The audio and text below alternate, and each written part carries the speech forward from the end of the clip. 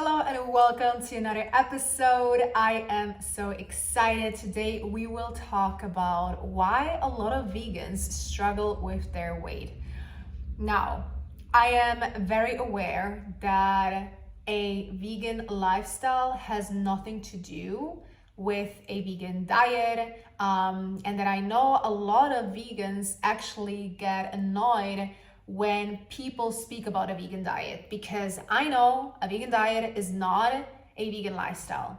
And plant-based is also not the same as being vegan, because as a vegan, you're ethical in all ways, right? So it's not only the food that you eat, but it's the clothes that you wear, it's the products that you use. There's a lot more than that. Plant-based usually means that you are focused on your nutrition only, and I think you can eat things like honey. But there's so many different ways of how to explain this, but I'm not gonna dive deeper into that. So what I wanted to share is that I'm very aware that there is a lot of vegans out there that are vegan for the animals, which I am as well. Now, on the other hand, I do still see a lot of vegans struggle with their weight, with their confidence, not feeling great, having digestive issues, just so many different things. And I want to touch on these things today as to why so many people do struggle with their weight.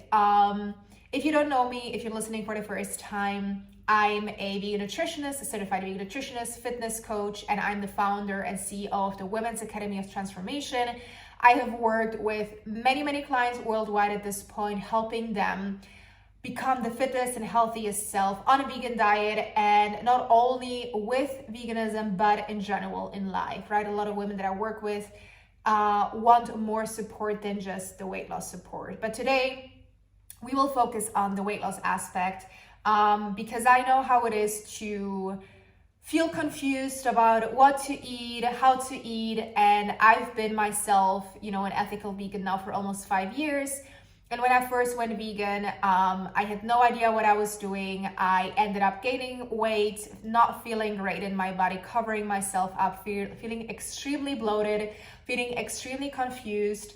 And I don't want you to feel that way, right? And later on, I decided that my type of activism was going to be in a way where I want to feel incredibly powerful, incredibly good in my own body, so that I can show others that are not vegan that they can go vegan too and feel great.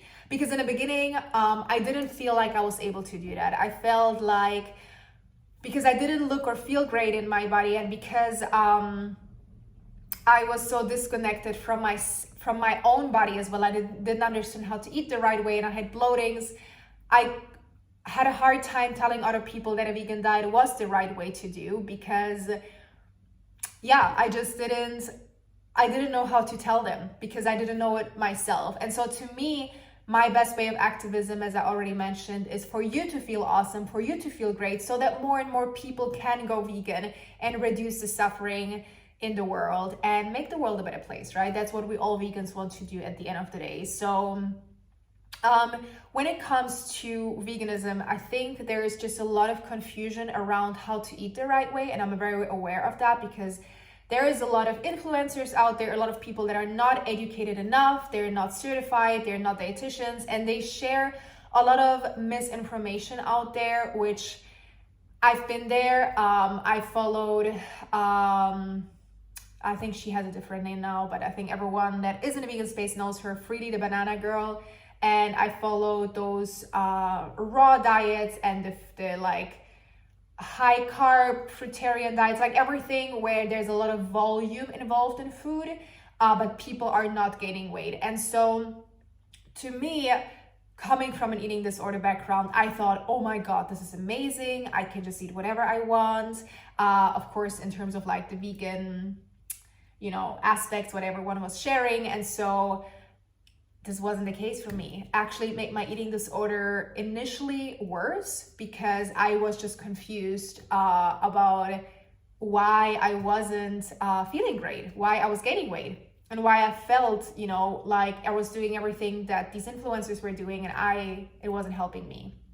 And so to me, it's just very important that what I share is sustainable and is a solution in the long run, because in the short run, those raw diets, those high carb diets, all of these things can work, but in the long run, this is not sustainable. If you travel, if you have family that is not vegan, or even if they're vegan but they're not eating like you, if you want to go out and eat, if you want to go have fun, these things are gonna be extremely hard, because you already are vegan, and then on top of that, you're putting such restrictions on you that can get very confusing. And the way that I teach my clients is always to be able to eat anything that they want really on a vegan diet, while understanding the principles of eating the right way. And so the principles of eating the right way is, first of all, before we even get into the nutrition part, is for you to understand that it's also okay to put yourself first. I've met a lot of vegans who are so deeply passionate about why they're vegan that they forget their own well-being, and they live. And that, I'm not saying that's necessarily bad that you're so passionate about this, but don't forget yourself as well, right? You are the most important person. If you're not right, you won't be, or if you're not feeling right, or if you're not feeling healthy, you're gonna have a hard time helping others, right? Helping animals, because if one day you get sick, if one day you don't feel great, if one day you're just not feeling your best self, of course it's going to be hard for you to help others and show your passion to others. So my number one message is always put yourself first, and when you feel great, it's going to be a lot easier for you to make a contribution to the world, because you're not coming from a place of scarcity, but you're coming from a place of fullness, from feeling abundant in all areas of your life, right? And so that's just my number one message, that I know that so many vegans are out there that are so passionate about the cause, and I am as well. But to me, I want to make sure that I am feeling really, really great in my body before I go out there and spread the word when I don't feel great myself, right? So that to me is just very deeply connected. And you don't need to ever sacrifice your well-being if you want to help others, right? Or other animals. So if veganism is done right, as a vegan nutritionist, I know it can be the healthiest diet, but you can also, of course, go the wrong way, or not get enough nutrients in, or eat many processed foods, or eat, too much fiber, all of that. I want to give you a little bit of a background of a client that came to me 2 years ago, and she's an ethical vegan, but she also, of course, cares about how she looks. And when she went vegan, for the first half a year, she was so overwhelmed because she started to gain weight. And she felt every single day, she felt extremely bloated. And she came to me and she just said, now she's a very good friend of mine, but back then she was just like, Jess, I've been feeling so fit in my body for my entire life, and I want to go vegan for the animals, but I just don't know what else to do anymore. I've been trying over and over again to eat the right foods, but every single day I just have painful bloating and it's just not helping me. And I had a look at her diet and what she was eating, and it became very obvious to me that her fiber content was way too high. She tried to go from a normal, let's say, diet of eating, dairy products, eating meat products, to a whole food plant-based diet, eating, triple times the fiber that she ate before, substituting meat with, for example, lentils and chickpeas, increases your fiber content by a lot. And the thing is that too much fiber can make you feel gassy and bloated. And on top of that, you also never fully feel satisfied or full, because you are not balancing out your meals enough in terms of your micro and macronutrients, okay? And so what ended up happening is, as I said, she substituted meat with lentils, chickpeas, beans, and all of these things, while not having a look at the slow transition to her body not being able to absorb all of that fiber, leaving her bloated, leaving her gassy, leaving her in painful, literally, painful pain. And so this happens to quite a lot. And this is what happened to me as well. And so what we did with her is reduce the fiber content and add more of a variety of different vegan products, even introducing some of those alternative meat products, because they are generally lower in fiber, so that she can transition more. And while we did that, within 2 weeks, her bloating was completely gone, and she started to look and feel a lot better. And that to her was crazy, because she just didn't know what was wrong with her diet. And so, as I mentioned, there was just a lot that we had to look at, but the number one thing was fiber. And fiber is really, really good, but too much fiber can also do the opposite, and it can actually reduce the absorption of nutrients in your body. So you want to make sure that you have that balance. And so a lot of times when people go vegan, they struggle with bloating, they struggle with a lot of gas, because all of a sudden they eat a lot of more vegetables, fruits,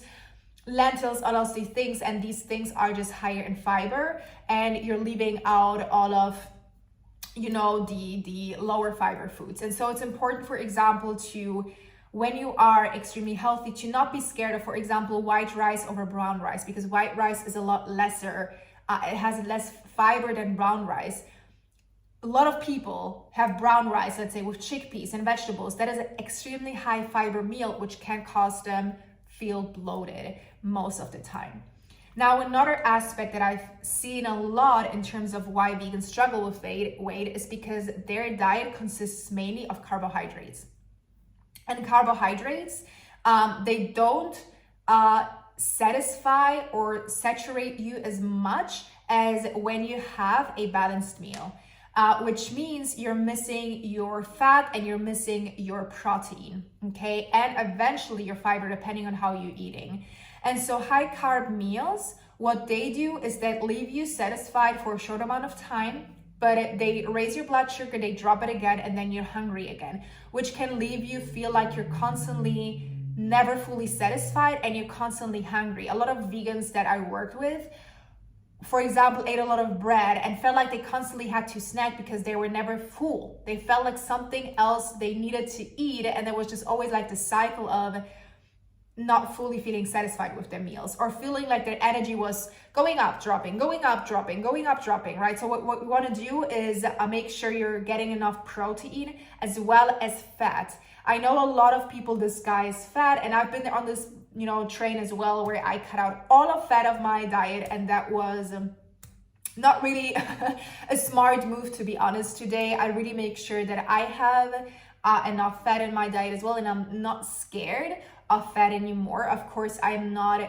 overly consuming it, but it's part of my balanced diet, because when I eat balance and I have my protein, my carb, my fat, I feel a lot more satisfied for a long time, and I don't have the need to snack all the time because I'm getting exactly what my body needs. And so the way that when you eat so balanced, the way that your body absorbs the nutrients is a lot slower. And so because of that slow absorption, your body doesn't have the need to go hungry again within a very short amount of time. Okay, and so what's just important to understand is that two things that I see a lot is the fiber and not eating balanced enough, or trying to follow all of those like quick fixes online, the quick diets that tell you to go keto vegan or fruitarian, or to eat high volumes with low calorie density. So that could be, for example, a lot of fruits and vegetables. Again, can help, but you're missing a lot of important nutrients, micronutrients as well, macronutrients, right? So you want to make sure that it's extremely balanced. And that is the way that really helped me, that helped me so much stay, first of all, lose weight, but also stay at the weight that I'm at. Today, I always say this to everyone that I work with. I am never not allowing myself to have something that I want to eat. To me, it's incredibly important that I allow myself anything that I want. Also, coming from an eating disorder background, I needed to really learn how to allow myself to eat things without guilt. And again, depending on which stage of your transformation you're at, these things are incredibly important to keep in mind as well. So I hope that, you know, getting a little bit of an understanding why a lot of vegans struggle with weight is important. Now, if you'd like to learn more, I'm holding a free masterclass on the 3 secrets to a sexy vegan you, where I share even more on weight loss and a vegan lifestyle, keeping it off forever, working also through the menstrual cycle for us women, which is incredibly important, as well as through some subconscious blocks, which might be actually the reason as to why you're struggling to change your diet in the first place and to put the effort in it. So this masterclass will be taking place in a couple of days, so you want to make sure you sign up. The link will be in my show notes. I'm very, very, very excited for it. It's going to be 3 days of us just being together, sharing all of this amazing information with you. And I know you will leave it with a even bigger heart and more motivation and super inspired to take the next step. So make sure you join us. It will be powerful, and thank you so much for being on here. I can't wait to see you in the masterclass, and I will talk to you very soon. Take care. Bye-bye.